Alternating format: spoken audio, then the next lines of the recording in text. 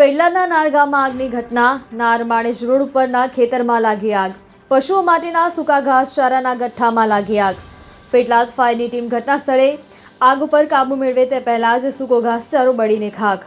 અંદાજિત 11,000 ડાંગરના પરાળના ગઠ્ઠા બળીને થયા ખાખ. ફાયરની ટીમ દ્વારા આગ વધુ ન પ્રસરે તે માટે કરાઈ રહ્યો છે પ્રયાસ.